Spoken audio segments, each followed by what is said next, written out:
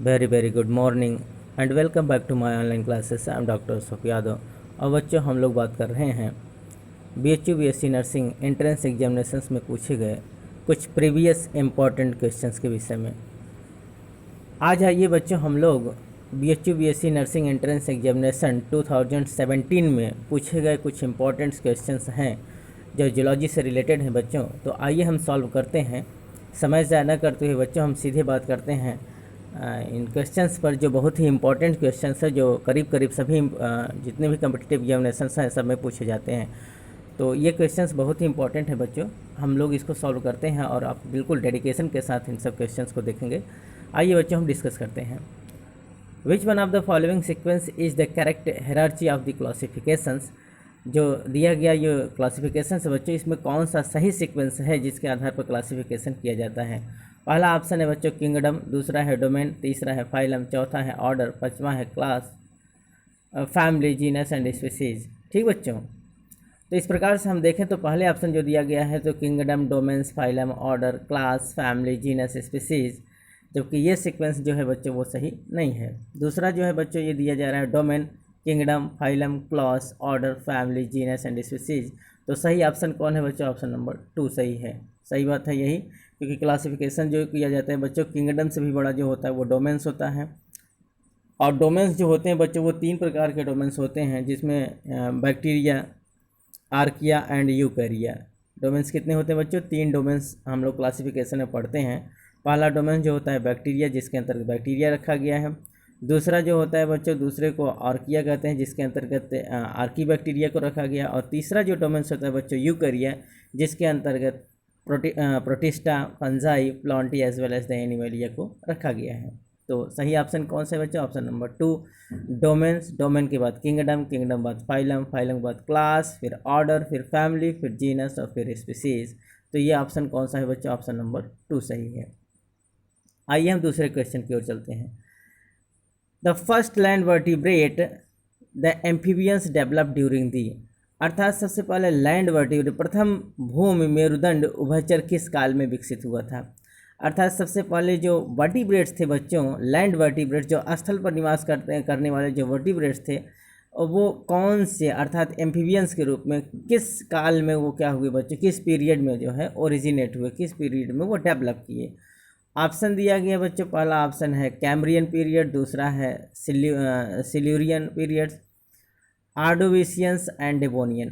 तो सही ऑप्शन इसमें जो है बच्चों ऑप्शन नंबर 3 सही है। आर्डोविशियन पीरियड्स में सबसे पहले लैंड वर्टिब्रेट्स के रूप में एम्फीबियंस डेवलप हुए। ठीक बच्चों, it is very most important. Option number कौन सा सही है बच्चों? Option number 3, that is the Ordovician period. आइए बच्चों, हम नेक्स्ट क्वेश्चन की ओर चलते हैं। Who amongst the following wrote the essay on the principles of the populations in the year 1798? अर्थात इसमें से दिए गए जो नाम है बच्चों, इनमें से कौन सबसे पहले 1798 ईस्वी में उन्होंने एक बुक लिखा, एक एसे लिखा, निबंध लिखा, जिसका टाइटल क्या था बच्चों? Principles of populations. तो प्रिंसिपल्स ऑफ पॉपुलेशंस नाम का जो एसे लिखा गया था वर्ष 1798 ईस्वी में, किसके द्वारा लिखा गया? ऑप्शन है बच्चों, पहला है चार्ल्स डार्विन, दूसरा है जीन बैप्टिस्ट डी लैमार्क, तीसरा है ह्यूगो डी व्रीज और चौथा है थॉमस माल्थस। तो सही ऑप्शन क्या है बच्चों? Thomas Malthus. तो थॉमस माल्थस, जैसा कि आप फिगर में देख रहे हैं बच्चों, कि थॉमस माल्थस ने सबसे पहले 1798 ईस्वी में इन्होंने अपना एक लेख लिखा एसे पर। किस पर बच्चों? एसे पर, अर्थात पॉपुलेशंस पर इन्होंने एक अपना लेख लिखा, एसे लिखा, निबंध लिखा, जिसका टाइटल था प्रिंसिपल्स ऑफ पॉपुलेशन। क्या था बच्चों? The principles of population which is wrote by Thomas Malthus. ठीक बच्चों, तो इनका टाइटल क्या था? इनका टाइटल था द प्रिंसिपल्स ऑफ पॉपुलेशन, जिसको किसने लिखा था? थॉमस माल्थस ने। और किस सन में बच्चों? 1798 में। ऑप्शन कौन सा सही होगा? ऑप्शन नंबर 4 सही होगा। It is very most important. आइए बच्चों, नेक्स्ट क्वेश्चन की ओर चलते हैं। Which one of the following refers to the chordates but not a vertebrate? निम्नलिखित में से किसे मेरुदंडी नहीं बल्कि कॉर्डेट कहा जाता है। अर्थात ये जो दिए गए नाम है बच्चों, इन 4 नाम में से कौन सा ऐसा ऑर्गेनिज्म है जो कॉर्डेट्स तो है पर इसमें वर्टिब्रेट के कैरेक्टर्स नहीं पाए जाते। अर्थात इसमें वर्टिब्रल कॉलम नहीं पाया जाता, लेकिन ये कॉर्डेट के और कैरेक्टर्स को ये क्या करता है बच्चों? शो करता है। तो आइए बात करते हैं। पहले ऑप्शन में है लेवियो, दूसरा है कोलम्बा, तीसरा है एम्फिऑक्सस और चौथा हेमिडेक्टाइलस। तो इसमें सही ऑप्शन के रूप में जो हम लोग जानते हैं बच्चों, सही ऑप्शन क्या है? एम्फिऑक्सस। तो एम्फिऑक्सस जो होता है बच्चों, जो सब फाइलम सेफेलोकॉर्डेटा से बिलोंग करता है। तो सेफेलोकॉर्डेटा के जो ये मेंबर है बच्चों, जिसको हम एम्फिऑक्सस कहते हैं, तो एम्फिऑक्सस एक प्रकार का कॉर्डेट तो है, क्योंकि कॉर्डेट के सभी कैरेक्टर्स को ये क्या करता है? शो करता है, परंतु इसमें वर्टिब्रल कॉलम नहीं पाया जाता। इस प्रकार से ये क्या है बच्चों? ये वर्टिब्रेट्स तो नहीं है, लेकिन कार्डेट है, क्योंकि इस कार्डेट के कैरेक्टर को शो करता है। ठीक बच्चों, it is very very most important. तो सही ऑप्शन कौन सा होगा बच्चों? Option number 3, that is the amphioxus. Amphioxus किस सब फाइलम से बिलोंग करता है बच्चों? सब फाइलम सेफेलोकॉर्डेटा। ये एक प्रकार के क्या होते हैं बच्चों? ये प्रोटोकॉर्डेट्स होते हैं बच्चों। हम अपने वीडियोस में हमने डाल दिया है, आप जब देखेंगे कॉर्डेट्स में, तो कॉर्डेट्स के वीडियोस में हमने इसको बहुत अच्छे से पढ़ाया, आप इसको देख लीजिएगा। ठीक बच्चों, आइए बच्चों हम नेक्स्ट क्वेश्चन की ओर चलते हैं। Malpighian tubules of insects is. जो मालपीजियन ट्यूब्यूल्स होता है इंसेक्ट में पाया जाने वाला बच्चों, जितने भी कीट होते हैं बच्चों, तो कीट में जो मालपीजियन ट्यूब्यूल्स पाया जाता है, तो वो मालपीजियन ट्यूब्यूल्स एक्चुअली किसके लिए होते हैं? किस ऑर्गन सिस्टम को ये परफॉर्म करते हैं? तो पहला ऑप्शन है बच्चों द डाइजेस्टिव ऑर्गन्स, दूसरा है सर्कुलेटरी ऑर्गन्स, तीसरा है रेस्पिरेटरी ऑर्गन्स और चौथा है एन एक्सक्रीटरी ऑर्गन्स। तो सही ऑप्शन जो है बच्चों, ये क्या होता है? एक प्रकार का उत्सर्जी अंग होता है, एक्सक्रीटरी ऑर्गन्स होता है, जो क्या करता है बच्चों? एक्सक्रीशंस का काम करता है। तो Malpighian tubules is a type of the excretory organs which is actually found in the insect. किस में पाया जाता है बच्चों? इंसेक्ट्स में पाया जाता है। जैसा कि आप फिगर में देखिए बच्चों, फिगर के माध्यम से ये क्या दर्शाया गया बच्चों? ये इंसेक्ट दर्शाया गया है। तो इंसेक्ट में आप देखेंगे तो ये क्या होता है? Malpighian tubule. ये देखिए मालपीजियन ट्यूब्यूल्स होता है। क्या है बच्चों? ये it is a type of the Malpighian tubules, जो इस प्रकार से बिखरे हुए दिखाई दे रहे हैं। ये क्या है बच्चों? मालपीजियन ट्यूब्यूल्स हैं। और ये एक प्रकार के क्या होते हैं बच्चों? ये एक प्रकार के एक्सक्रीटरी ऑर्गन्स होते हैं, जो क्या करते हैं? यूरिक एसिड का एक्सक्रीशंस करते हैं। क्या करते हैं बच्चों? यूरिक एसिड एंड जो फीसेस इनके बनते हैं बच्चों, इनका एक्सक्रीशन से क्या करते हैं? ये इसी मालपीजियन ट्यूब्यूल्स के माध्यम से करते हैं। और ये मालपीजियन ट्यूब्यूल्स किस एरिया में होता है बच्चों? हाइंड गट में होता है। कहाँ होता है? जो इनका एलिमेंट्री कैनाल होता है बच्चों, एलिमेंट्री कैनाल का जो पश्च भाग होता है, जो इनका डिस्टल पार्ट होता है बच्चों, जिसको हम हाइंड गट कहते हैं, उसी हाइंड गट में क्या होता है? मालपीजियन ट्यूब्यूल्स पाया जाता है। And Malpighian tubules is responsible for the excretion. ये एक प्रकार का एक्सक्रीटरी ऑर्गन्स होता है। तो ऑप्शन कौन सा सही होगा बच्चों? ऑप्शन नंबर 4 सही होगा। Malpighian tubules is a type of the excretory organs. It is very very most important. आइए बच्चों हम बात करते हैं नेक्स्ट क्वेश्चन की ओर। DNA matching has shown that humans are close to, very very most important बच्चों। डीएनए सदृश्यता ने दर्शाया है कि मानव निकटतम है। मानव किसका निकटतम है बच्चों? अगर डीएनए मैचिंग, डीएनए सैंपलिंग कराई जाए, तो डीएनए सैंपलिंग के आधार पर हम देखते हैं कि मानव का जो सबसे नज़दीकतम ऑर्गेनिज्म है, जो नज़दीकतम प्राणी है, वो कौन है बच्चों? चिंपांजी। कौन है बच्चों? चिंपांजी। तो ऑप्शन नंबर 1 सही होगा। चिंपांजी जो होता है बच्चों, अगर डीएनए मैचिंग कराई जाए, डीएनए सैंपलिंग करके देखी जाए, तो चिंपांजी जो होता है करीब करीब मानव के डीएनए से ज़्यादा मिलान करता है। इसलिए चिंपांजी क्या होता है बच्चों? हम लोगों का नज़दीकतम प्राणी है। ठीक बच्चों, निकटतम प्राणी के रूप में कौन माना जाता है? Chimpanzee. It is very very most important. ठीक बच्चों, आइए हम नेक्स्ट क्वेश्चन की ओर चलते हैं और देखते हैं question number 82। Paedogenesis refers to. Paedogenesis क्या होता है बच्चों? ऑप्शन दिया गया है अर्ली डेवलपमेंट ऑफ गोनट्स, दूसरा दिया गया retention of rudimentary characters in adult form, तीसरा दिया गया retention of the larval character in adult form, और चौथा दिया है रेट्रोग्रेसिव मेटामॉर्फोसिस। तो इसमें जो सही ऑप्शन है बच्चों, वो ऑप्शन नंबर 1 सही है, that is the early development of the gonads. ये जो आप फिगर देख रहे हैं बच्चों, ये किसका फिगर है? ये एक्सोलॉटल लार्वा का है बच्चों। ये जो सैलामेंडर्स होते हैं, इनमें जो एक्सोलॉटल लार्वा देखने को मिलते हैं, उनमें पीडोजिनेसिस और नियोटिनी के कैरेक्टर्स हमको देखने को मिलते हैं। तो पीडोजिनेसिस क्या होता है बच्चों? पीडोजिनेसिस ये होता है कि इनका जो बॉडी होता है बच्चों, वो फिजिकली ग्रोथ नहीं कर पाता due to the deficiency of the thyroxine hormones. जो इनका थायराइड ग्लैंड होता है बच्चों, अगर वो ठीक प्रॉपरली काम नहीं करता है, तो इनमें थायरॉक्सिन हार्मोन्स की कमी हो जाती है, जिसकी वजह से इनका बॉडी जो होता है पूर्ण रूप से मेटामॉर्फोसिस नहीं कर पाता है, पूर्ण रूप से डेवलप नहीं कर पाता है। लेकिन बच्चों इनमें जो सेक्सुअल डेवलपमेंट है वो हो जाता है, तो सेक्सुअल मैच्योरिटी इनमें आ जाता है, पर इनका बॉडी ग्रोथ नहीं कर पाता है। तो जिसमें सेक्सुअल कैरेक्टर्स पहले आ जाए, सेक्सुअल डेवलपमेंट हो और उनका बॉडी डेवलपमेंट न कर पाए बच्चों, इस प्रक्रिया को हम कहते हैं पीडोजिनेसिस। तो ऑप्शन कौन सा सही होगा, अर्ली डेवलपमेंट ऑफ द गोनट्स, अर्थात इनका जो गोनट डेवलपमेंट होता है बच्चों सेक्सुअल मैच्योरिटी समय से पहले आ जाता है। इस प्रक्रिया को हम क्या कहते हैं बच्चों, पीडोजेनेसिस। और ये पीडोजेनेसिस जो देखने को मिलता है वो किस में देखने को मिलता है, एक्सोलॉटल लार्वा में। तो सैलामेंडर्स के जो एक्सोलॉटल लार्वा होते हैं उनमें हमको नियोटीनी एंड पीडोजेनेसिस दोनों के एग्जाम्पल्स देखने को मिल जाते हैं। ठीक बच्चों, it is very very most important. इसमें ऑप्शन नंबर 1 सही होगा। ठीक बच्चों, आइए हम नेक्स्ट क्वेश्चन की ओर चलते हैं और बात करते हैं क्वेश्चन नंबर 83 की। तो आइए देखते हैं बच्चों 83 में क्या दिया गया है। Origin of species due to the geographical isolations is refers to as, भौगोलिक अलगाव के कारण जीव जाति के उद्भव को कहा जाता है। तो भौगोलिक अलगाव के कारण जो ये जीव जंतुओं में जो उद्भव होता है बच्चों, जिस प्रकार से अगर हम देखें बच्चों, जो जोग्राफिकल एरियाज जो अलग होते जाते हैं, डिवाइड होते जाते हैं बच्चों, तो वहाँ जो जीव जंतुओं को डेवलपमेंट होता है, जो इवोल्यूशन होता है, उसको हम क्या कहते हैं, किस नाम से जानते हैं। पहला ऑप्शन है बच्चों सिम्पैट्रिक स्पेसिएशन, दूसरा है एलोपैट्रिक स्पेसिएशन, तीसरा है स्टेसिपैट्रिक स्पेसिएशन और चौथा है बच्चों पेरीपैट्रिक स्पेसिएशन। इस प्रकार से हम देखें तो पहला ऑप्शन सही है, दूसरा ऑप्शन सही है बच्चों, जिसको क्या कहते हैं, एलोपैट्रिक स्पेसिएशन कहते हैं।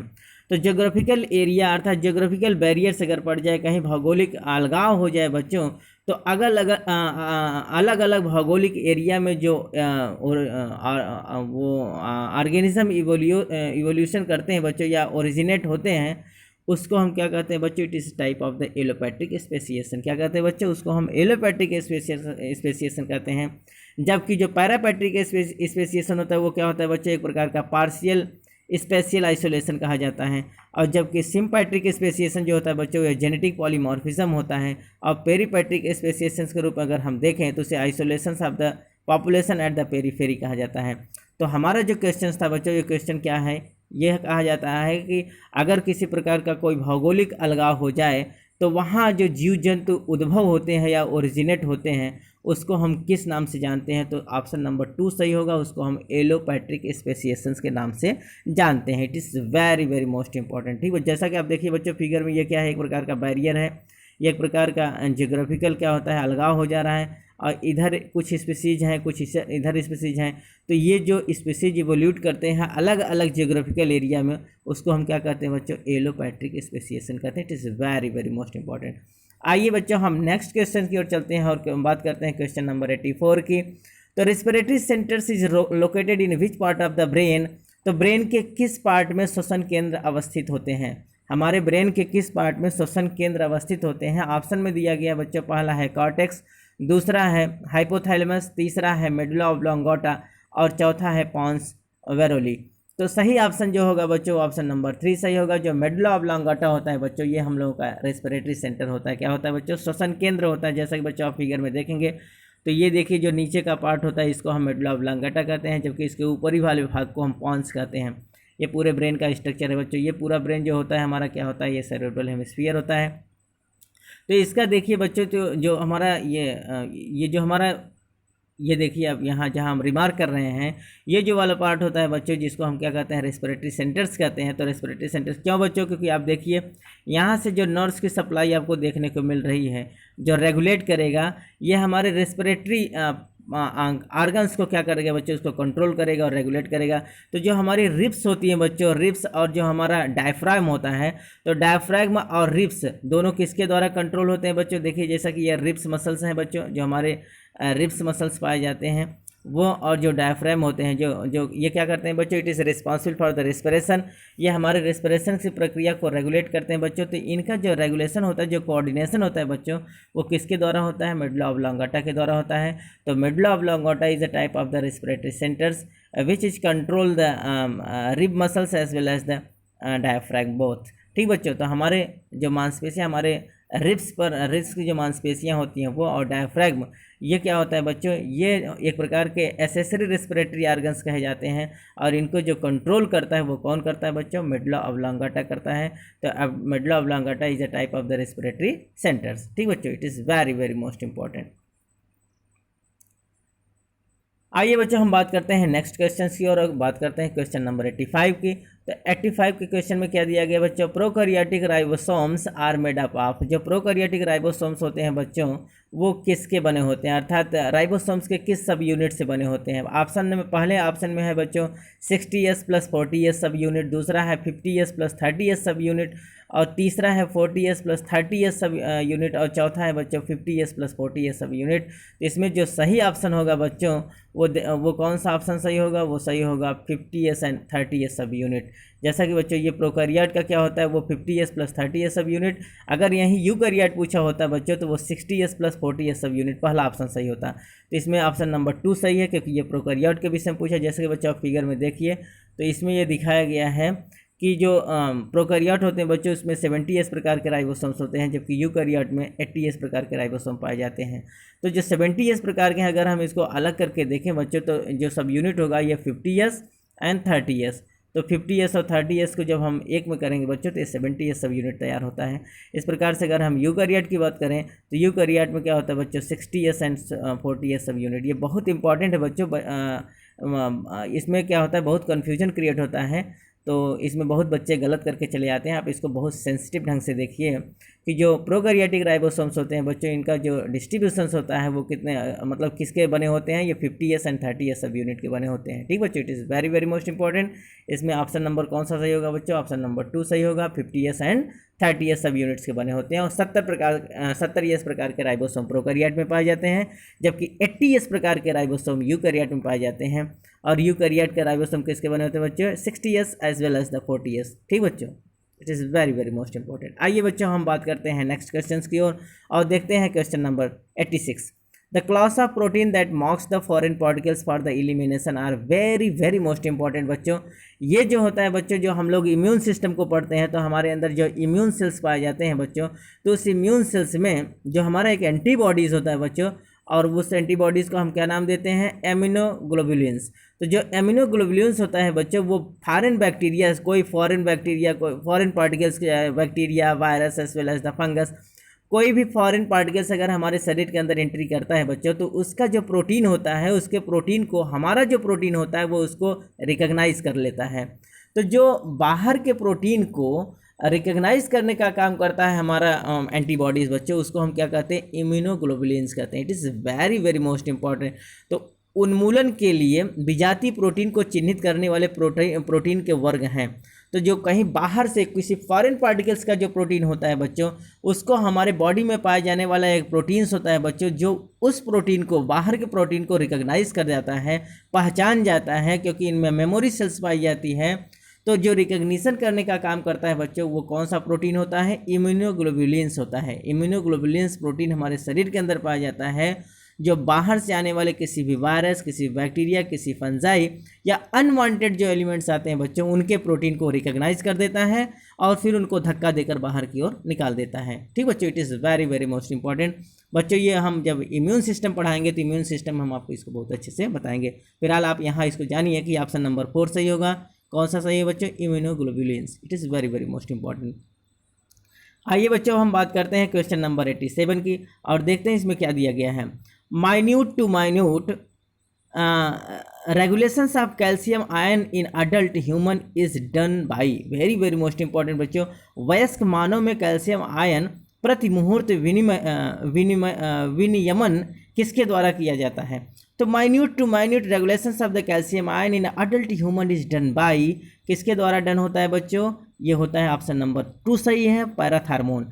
पैराथार्मोन जो होता है बच्चों एक प्रकार का इंडोक्राइन हार्मोन्स होता है, जो कहाँ से सीक्रेट होता है बच्चों, ये पैराथायराइड ग्लैंड से सीक्रेट होता है। पैराथायराइड कहाँ पाया जाता है, इसका लोकेशन अगर हम देखें बच्चों तो हमारा जो नेक होता है, जो गर्दन होता है, थ्रोट, यहाँ थ्रोट में थायराइड ग्लैंड पाया जाता है। इसी थायराइड ग्लैंड के अंदर दो अर्थात 2 थायराइड ग्लैंड पाए जाते हैं बच्चों, और दोनों लोब में 2 पैराथायराइड, कुल मिला के 4 पैराथायराइड ग्लैंड जो होता है बच्चों उसमें एम्बेडेड होते हैं, धंसे होते हैं। और उसी पैराथायराइड ग्लैंड से जो हार्मोन्स से रिलीज होता है बच्चों उसको हम क्या कहते हैं, पैराथार्मोन हार्मोन्स। और ये पैराथार्मोन जो होता है बच्चों ये क्या करता है, माइन्यूट टू माइन्यूट रेगुलेशन करता है कैल्शियम आयन का अडल्ट बॉडी के अंदर।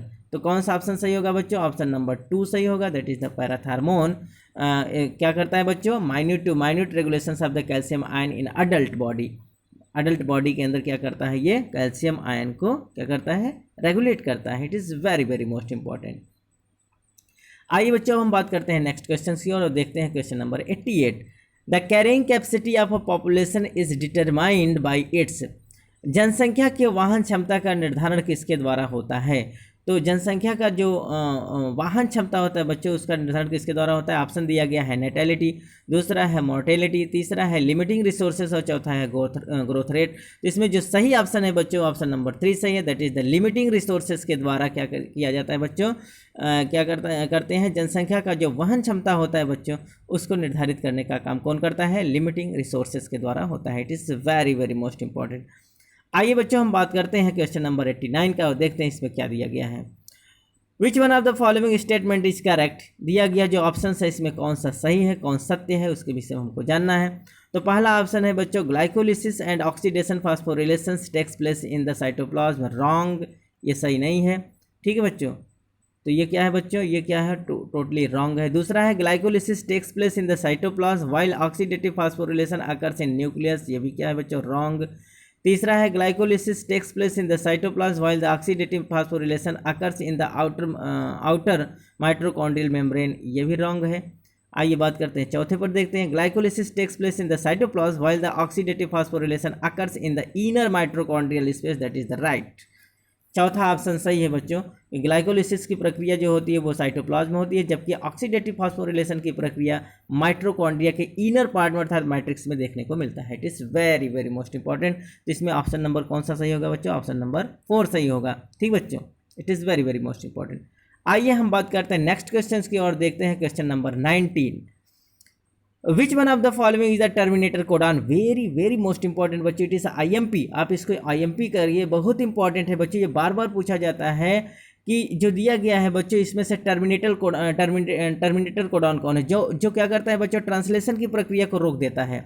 अर्थात स्टॉप कोडान के रूप में हम किसको जानते हैं? तो स्टॉप कोडान के रूप में ये 3 नाम है बच्चों, इसमें से कोई एक दे सकता है। UAA, UAG and UGA। Very very most important. क्या क्या है बच्चों? UAA, UAG, UAA, UAG and UGA।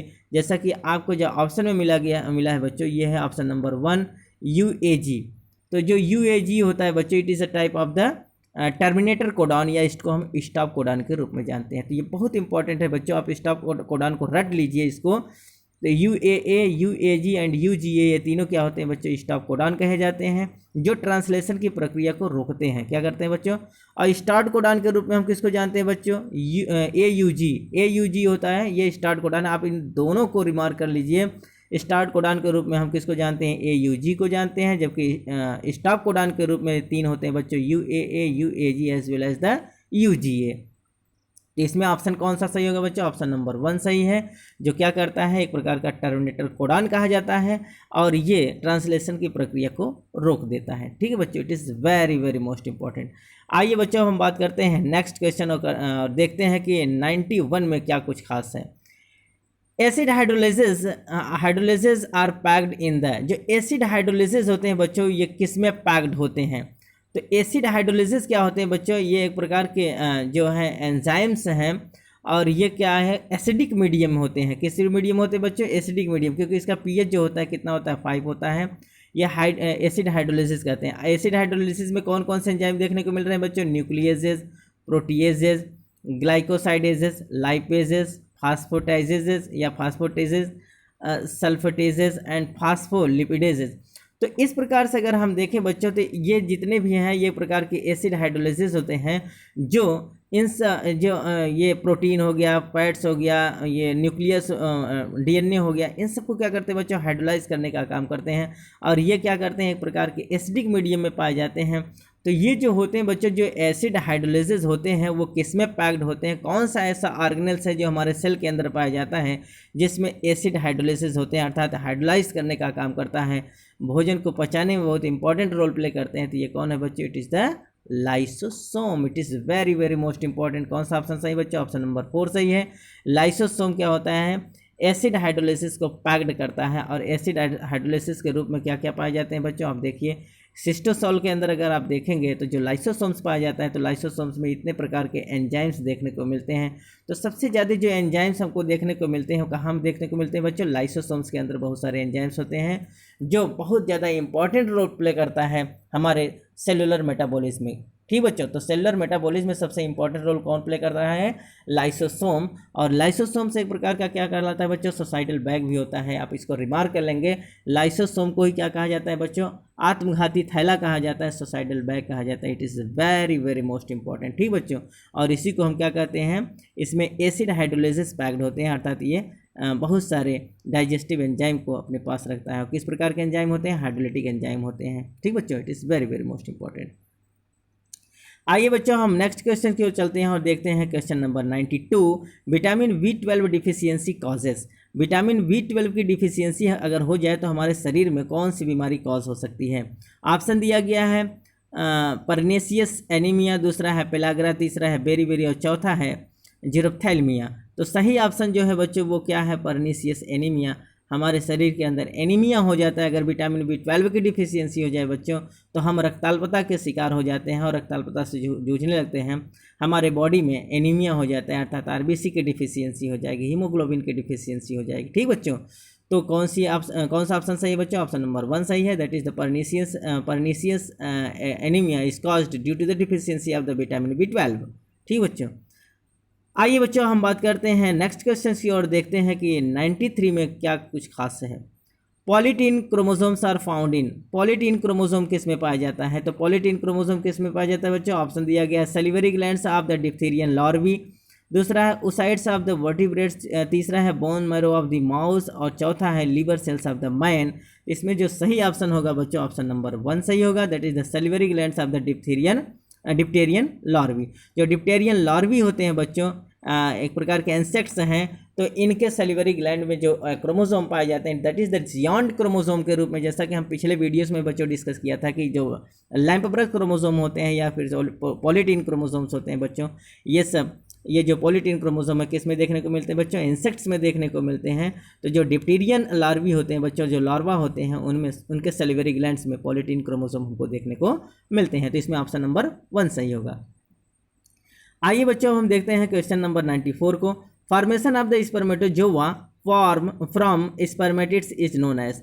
अर्थात स्पर्मेटिड से स्पर्मेटोजोआ में जो कन्वर्जन होता है बच्चों, जो फॉर्मेशन होता है स्पर्मेटिड से स्पर्मेटोजोआ का फॉर्मेशन जो होता है उस प्रोसेस को हम क्या कहते हैं? ऑप्शन दिया गया है, पहला है स्पर्मेटोजेनेसिस, दूसरा है गैमेटोजेनेसिस, तीसरा है स्पर्मायोजेनेसिस और चौथा है मियोसिस। तो इसमें जो सही ऑप्शन होगा बच्चों ऑप्शन नंबर 3 सही होगा। That is known as the spermiogenesis.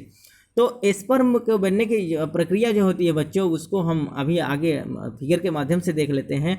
तो स्पर्मेटोजोआ से स्पर्मेटिड से स्पर्मेटोजोआ जो बनता है बच्चों, तो स्पर्मेटिड से स्पर्मेटोजोआ का बनना स्पर्मायोजेनेसिस कहलाता है।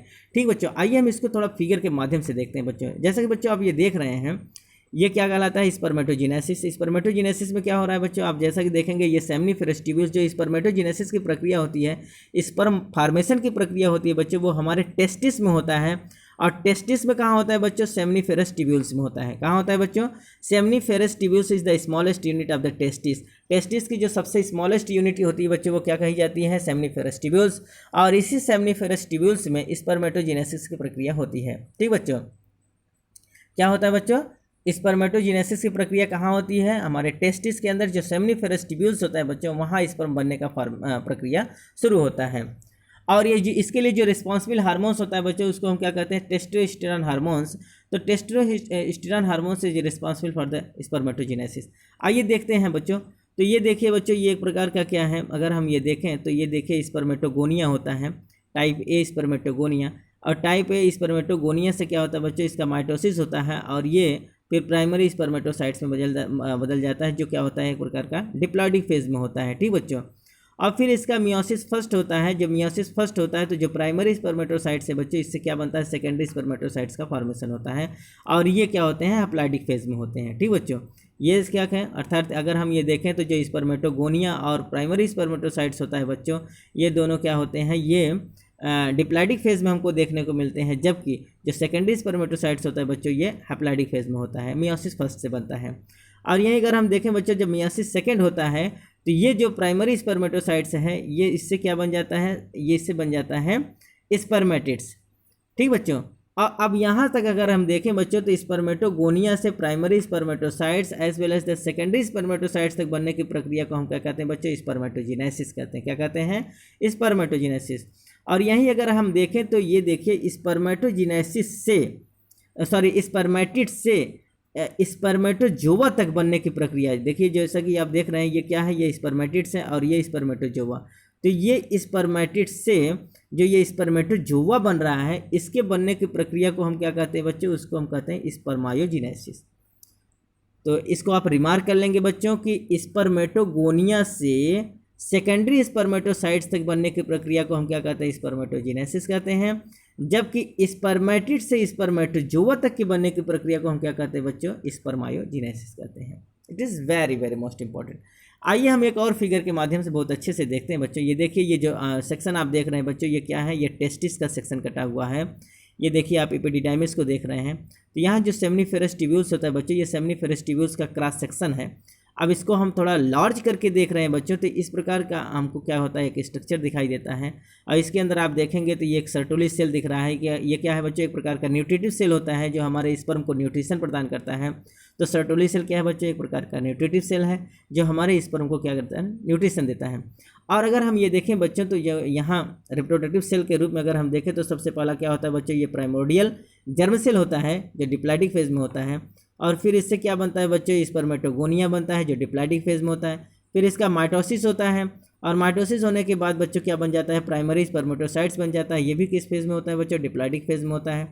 और फिर इसके बाद बच्चों मियोसिस फर्स्ट होता है और फर्स्ट मियोसिस जब हो जाता है बच्चों तो इसमें क्या बन जाता है, हैप्लॉइडिक फेज में सेकेंडरी स्पर्मेटोसाइट्स बन जाता है। तो अब यहाँ देखें बच्चों तो स्पर्मेटोगोनिया से लेकर सेकेंडरी स्पर्मेटोसाइट्स तक जो बनने की प्रक्रिया है बच्चों, इसको हम क्या कहते हैं, इसको हम स्पर्मेटोजेनेसिस कहेंगे। फिर अगर हम देखें बच्चों तो यहाँ क्या होगा, मियोसिस सेकेंड हो जाता है। क्या होता है बच्चों, मियोसिस सेकेंड। और मियोसिस सेकेंड में हम ये देखते हैं कि जो सेकेंडरी स्पर्मेटोसाइट्स है बच्चों, इससे क्या बन जाता है, स्पर्मेटिड्स बन जाता है। और ये स्पर्मेटिड्स भी क्या होता है बच्चों, ये एक प्रकार का हैप्लॉइडिक फेज होता है।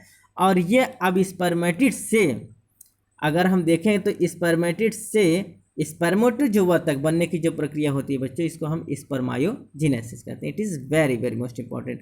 तो सही ऑप्शन क्या होगा बच्चों, अगर हम सही ऑप्शन की ओर चलें तो इसमें पूछ रहा है कि formation of the spermatozoa from spermatids is known as. Spermatids से स्पर्मेटोजोवा बनने की प्रक्रिया को हम क्या कहते हैं बच्चों, तो ऑप्शन नंबर 3 सही होगा, spermiogenesis. It is very very most important. ठीक बच्चों,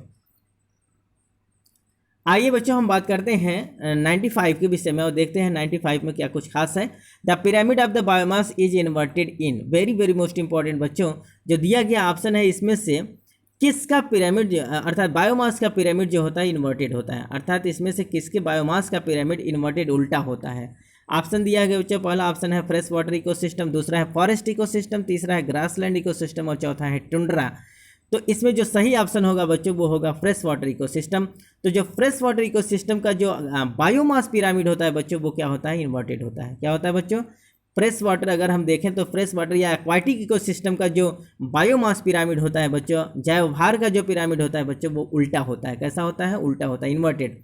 अगर हम यहाँ देखें बच्चों तो यहाँ देखिए अब दिया गया है inverted pyramid of the biomass. और किसका बच्चों, in an aquatic in habitats the pyramid of the biomass is inverted और स्पिंडल शेप। तो जो आप देख रहे हैं ये क्या है, एक प्रकार का ये एक्वाटिक इकोसिस्टम का पिरामिड दिखाया गया है। तो इसमें आप देखेंगे बच्चों को यहाँ जो नीचे जो ऑर्गेनिज्म होते हैं, जो छोटे छोटे जिनको हम कहते हैं अर्थात जो प्रोड्यूसर्स के रूप में होते हैं बच्चों, प्रोड्यूसर्स के रूप में क्या होते हैं, ये जूप्लैंक्टन होते हैं, क्या होते हैं बच्चों, अर्थात ये फाइटोप्लैंक्टन्स होते हैं। फाइटोप्लैंक्टन्स अर्थात यहाँ हम देखें तो फाइटोप्लैंक्टन से जूप्लैंक्टन से स्मॉल फिशेस से लार्ज फिशेस, इस प्रकार से जो इनका ये एक पिरामिड बनता है बच्चों। तो सबसे पहले जो प्रोड्यूसर्स होते हैं इनका भार कम होता है, फिर इसके बाद जो प्रोड्यूसर्स को खाने वाले होते हैं जिनको हम हर्बीवोरस कहते हैं बच्चों, इनका भार इनसे ज़्यादा होता है। और जो सबसे बड़े होते हैं जिसको हम कार्निवोरस कहते हैं बच्चों, जो लार्ज फिशेस होते हैं इनका भार सबसे ज़्यादा हो जाता है। इस प्रकार से अगर हम बायोमास देखें, अच्छा जैव भार के रूप में देखें बच्चों, तो जो जल इकोसिस्टम होता है या जल परितंत्र होता है बच्चों, तो उसका जो बायोमास पिरामिड होता है वो हर समय क्या होता है, उल्टा बनता है। कैसा बनता है बच्चों, इन्वर्टेड पिरामिड हमको देखने को मिलेगा। किसका, biomass pyramid of the aquatic ecosystem हर समय कैसा होगा बच्चों, इन्वर्टेड होता है, उल्टा होता है। ठीक बच्चों, it is very very most important. आइए बच्चों अब हम देखते हैं क्वेश्चन नंबर 96 के विषय में। विच one of the following interactions will not promote को इवोल्यूशन। इसमें से जो दिया गया अर्थात निम्नलिखित में से कौन सा पारस्परिक क्रिया सह विकास को बढ़ावा नहीं देगा। ऑप्शन है बच्चों, पहला है म्यूचुअलिज्म, दूसरा है पैरासिटिज्म, तीसरा है इंटर स्पेसिफिक कंपटीशन और चौथा है कॉमनसेलिज्म। तो सही ऑप्शन जो होगा बच्चों, ऑप्शन नंबर 4 सही होगा, दैट इज द कॉमनसेलिज्म। जो कॉमनसेलिज्म होता है बच्चों, ये क्या होता है, पारस्परिक सह विकास की क्रिया को बढ़ावा नहीं देता है। ठीक बच्चों, तो which of the following interactions will not promote को एवोल्यूशन। तो को एवोल्यूशन को कौन नहीं प्रमोट करता है, कॉमनसेलिज्म, अर्थात जिसे हम क्या कहते हैं बच्चों, कॉमनसेलिज्म कहते हैं। तो कॉमनसेलिज्म क्या करता है, अर्थात ये को इवोल्यूशन को प्रमोट नहीं करता है। It is very very most important. आइए बच्चों हम देखते हैं क्वेश्चन नंबर 97 के विषय में। The Watson Crick DNA structure is also refer to as, very very most important बच्चों। जो डीएनए वाटसन एंड क्रिक का जो डीएनए स्ट्रक्चर था बच्चों, वो किस प्रकार का डीएनए फॉर्म था, अर्थात डीएनए फॉर्म जो होते हैं बच्चों, A form, B form, Z form and D form. तो जो वाटसन एंड क्रिक ने जो डीएनए का स्ट्रक्चर दिया था बच्चों, वो किस प्रकार का फॉर्म था, वो बी फॉर्म था। वेरी वेरी मोस्ट इंपॉर्टेंट बच्चा, अर्थात वी बैंड के रूप में, बी फॉर्म के रूप में जो उन्होंने स्ट्रक्चर दिया था, वो स्ट्रक्चर किसके द्वारा दिया गया था बच्चों, वाटसन एंड क्रिक के द्वारा दिया गया जो स्ट्रक्चर था, जो फॉर्म था डीएनए का, वो क्या था, बी फॉर्म। आइए बच्चों इनके विषय में हम थोड़ा सा फिगर के माध्यम से डिटेल्स में देखते हैं और देखते हैं पहले इसमें है क्या। The double helix is not a same uniform structure. जो डबल हेलिक्स होता है डीएनए का बच्चों, उस सब का सेम स्ट्रक्चर नहीं होता है। The structure, that is the structure and function of DNA depends on the sequence of the DNA. DNA sequence के आधार पर क्या होता है बच्चों, इनका स्ट्रक्चर एंड फंक्शन डिफर हो जाता है। इस प्रकार से अगर हम देखें तो ये क्या होता है बच्चों, difference views of the DNA helix structures of the B DNA as proposed by the Watson and Crick in 1953 based on the fiber diffraction studies, very very most important बच्चों। तो जो इनका डिफ्रैक्शन स्टडीज़ था बच्चों, इन्होंने जो 1953 में अपना जो डीएनए मॉडल पेश किया, वो किस प्रकार का फॉर्म था बच्चों, वो बी बैंड के रूप में था, अर्थात बी डीएनए फॉर्म के रूप में देखने को मिला था। जो वाटसन एंड क्रिक द्वारा प्रिपेयर्ड जो डीएनए का मॉडल दिया गया था बच्चों, वो किस सन में दिया गया था, 1953 में दिया गया था।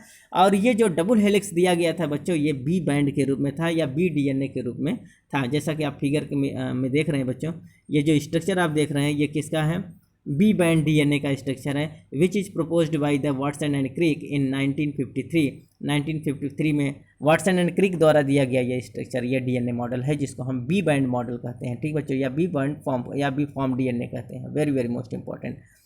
आइए बच्चों हम देखते हैं क्वेश्चन नंबर 98 के विषय में। Which one of the following acts as an electron donor to the electron transport chain in the mitochondria? Very very most important बच्चों, माइटोकॉन्ड्रिया में इलेक्ट्रॉन ट्रांसपोर्ट चेन को इलेक्ट्रॉन दाता के रूप में निम्नलिखित में से कौन कार्य करता है।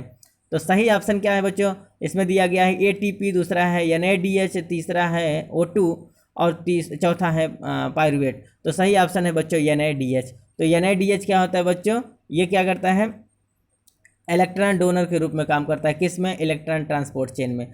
तो माइटोकॉन्ड्रिया में जो इलेक्ट्रॉन ट्रांसपोर्ट चेन होता है बच्चों, उसमें इलेक्ट्रॉन डोनर के रूप में जो काम करता है वो कौन है, NADH। It is very very most important. ठीक बच्चों, आइए बच्चों अब हम बात करते हैं 99 के विषय में। Estradiol is synthesised mainly by the, जो एस्ट्रेडाइल होता है बच्चों, it is a type of the sex hormones. तो जो एस्ट्रेडाइल होता है बच्चों, ये क्या है, इसका पूछ रहा है सिंथेसाइजेशन कहाँ होता है, इनका जो निर्माण होता है, फॉर्मेशन होता है बच्चों, वो किस सेल में होता है। ऑप्शन दिया है बच्चों, थीकल सेल, दूसरा है ग्रैनुलोसा सेल, तीसरा है ल्यूटियल सेल और चौथा है stromal cell. Very very most important बच्चों, इसमें जो सही ऑप्शन है वो है ग्रैनुलोसा सेल। तो ऑप्शन नंबर 2 सही होगा। कौन सा ऑप्शन सही है बच्चों, ऑप्शन नंबर 2 सही है, जिसको हम ग्रैनुलोसा सेल कहते हैं।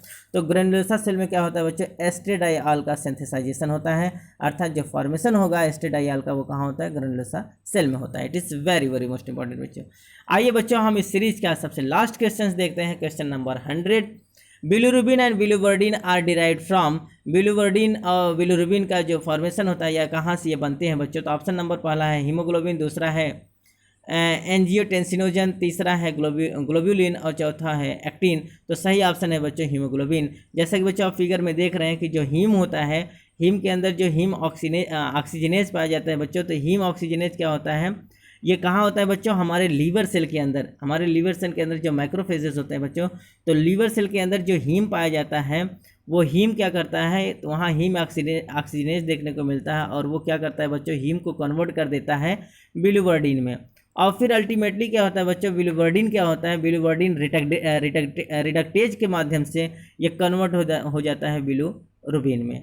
ठीक है बच्चों, तो हीम का कन्वर्जन किसके द्वारा होता है बच्चों, हीम ऑक्सीजनेज के द्वारा ये कन्वर्ट हो जाता है in the form of the बिलिवर्डिन। और फिर बिलिवर्डिन जो होता है बच्चों, ये बिलिवर्डिन रिडक्टेज के माध्यम से it is converted into the bilirubin.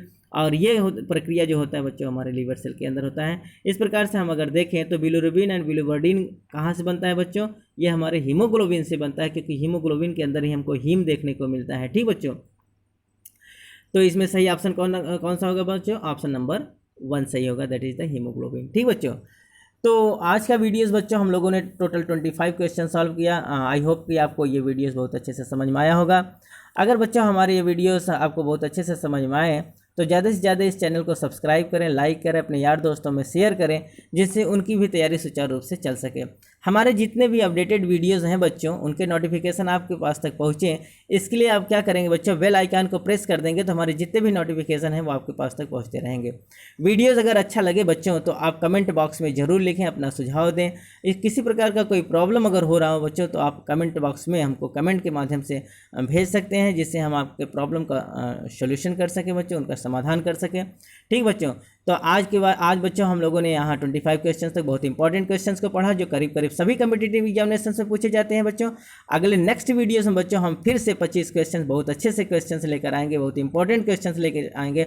अभी बच्चों टेस्ट सीरीज में हम लोग जूलॉजी को सॉल्व कर रहे हैं, इसके बाद हम क्या करेंगे, बॉटनी को सॉल्व करेंगे, फिर केमिस्ट्री को सॉल्व करेंगे। ठीक है बच्चों, तो आई होप बच्चों आज का वीडियो आपको बहुत अच्छे समझ में आया होगा। थैंक यू, धन्यवाद।